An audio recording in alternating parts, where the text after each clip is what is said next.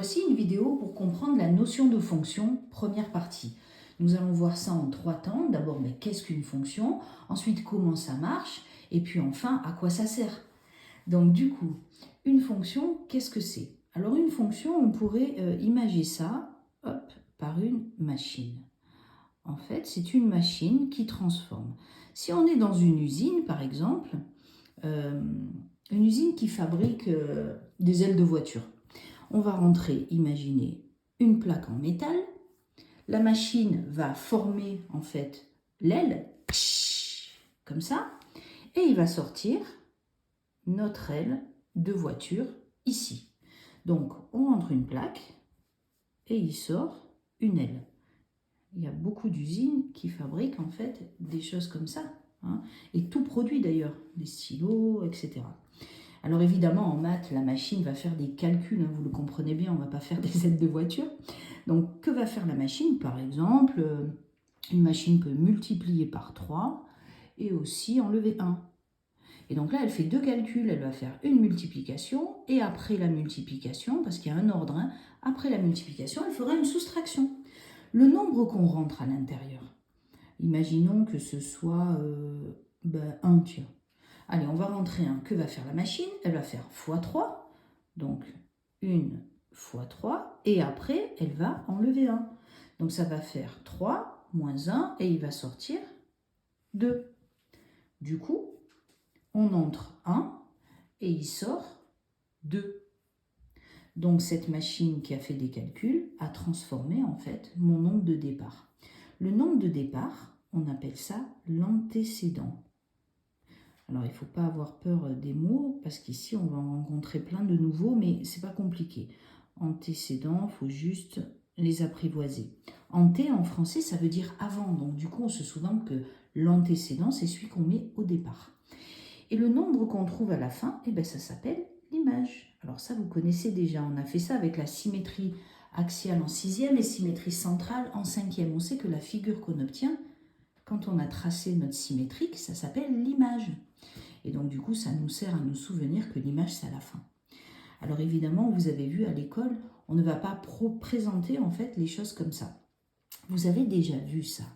Quand on fait une série de calculs, souvenez-vous, l'année dernière, en 4e, on vous demandait, tiens, choisis un nombre, multiplie par 3 et enlève 1. Vous vous souvenez, ça s'appelait les programmes de calcul. Et bien, en fait, c'était ni plus ni moins que les fonctions, mais on ne vous avait pas encore dit le nom. Comment on va présenter ça en 3e? Évidemment, on ne va pas faire un carré avec la machine. Ça s'appelle une fonction. Du coup, on va écrire f de x.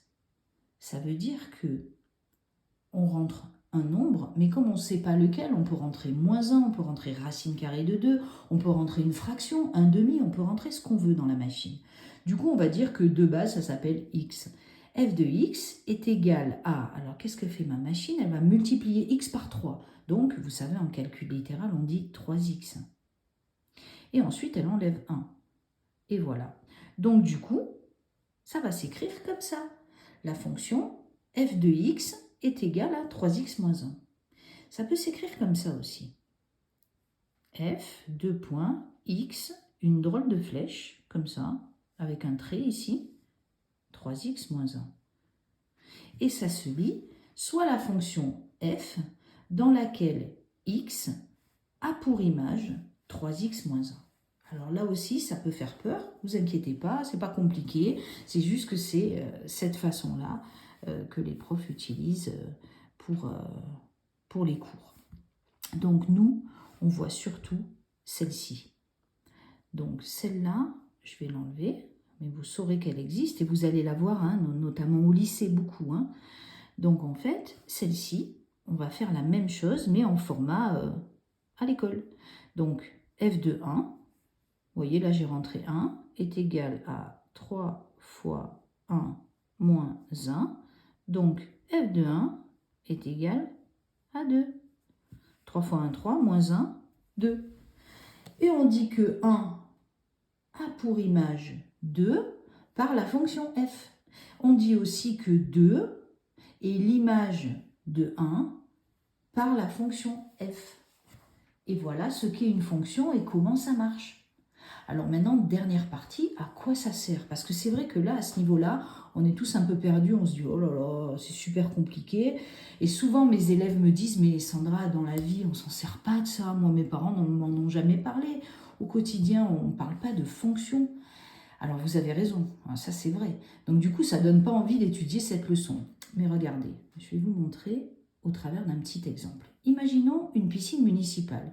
Il y en a quasiment dans toutes les villes, du moins les villes un peu grandes. On va payer 5 € l'entrée. Ok? Mais des fois, ils font payer moins cher si on s'abonne. Vous le savez ça. Donc du coup, imaginons qu'on s'abonne. Donc dans ces cas-là, on dit, ah ben si tu t'abonnes, tu vas payer 30 € et après tu auras l'entrée à 2 €. Tu l'auras plus à 5 €. Du coup, la question qu'on peut se poser, c'est est-ce que ça vaut le coup de s'abonner? Franchement, ça c'est un cas de la vie de tous les jours. Et souvent, vos parents, quand vous dites « Ah, tu peux m'abonner », ils vont dire « Attends, est-ce que ça vaut le coup ?» Ça, c'est vrai, ça arrive quand même. Donc, regardez, grâce aux fonctions, comme on peut le savoir avec précision. On va imaginer qu'on va à la piscine à peu près une fois par mois. Donc, comme il y a 12 mois dans l'année, on y va 12 fois par an. Du coup, si on n'est pas abonné, on va faire une fonction qui va nous permettre de calculer tout ça. On va faire 5 fois 12. Ça veut dire qu'on va payer 5 € 12 fois. Donc là, ça fait 60 €. Au niveau de la fonction, on va l'écrire comme ça. f de x est égal à 5x. Pourquoi? Parce que je rentre n'importe quel nombre ici, donc c'est le nombre de fois où je vais à la piscine. Et je sais que ce nombre-là, si j'y vais 12 fois, à chaque fois, je vais payer 5 €. Donc 5 fois, 5 € 12 fois. 5 fois 12. Et donc, c'est égal à 60. Donc, du coup, je vais écrire ça comme ça. F de 12, parce que j'y vais 12 fois, est égal à 5 € que je vais payer 12 fois. Ça fait 60 €. Donc, si je ne suis pas abonné, je vais payer 60 €. Ça, c'est le numéro 1. Maintenant, numéro 2, je suis abonné. Du coup, de base, je vais payer déjà 30 € parce que c'est l'abonnement. Donc, je vais payer 30 €. Plus, j'y vais 12 fois, je vais payer 12 fois, mais cette fois-ci 2 € parce que c'est moins cher, je suis abonné. Du coup, ça va faire 30 € plus 2 fois 12, 24, 54 €. En mathématiques, on va dire f de, j'y vais toujours 12 fois, est égal à 30 plus 2 € 12 fois. 2 fois 12. Mais là, je vais marquer 2x. Et je vais même écrire 2x plus 30.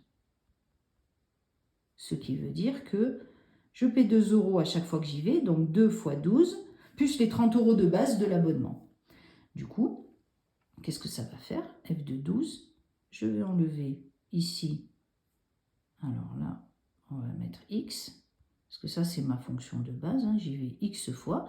Mais comme je sais que j'y vais 12 fois, je vais marquer f de 12 est égal à 2 fois 12 plus 30 est égal à 54. Et là, précisément, regardez, si je ne suis pas abonné, je paye 60 € dans l'année, si j'y vais 12 fois. Mais si je suis abonné, je paye 54 € dans l'année. Donc là, vous voyez, précisément, je sais que ça vaut le coup de m'abonner. Et voilà un cas de la vie de tous les jours qui illustre en fait les fonctions. Allez, la suite au niveau de la deuxième partie dans une autre vidéo. À bientôt.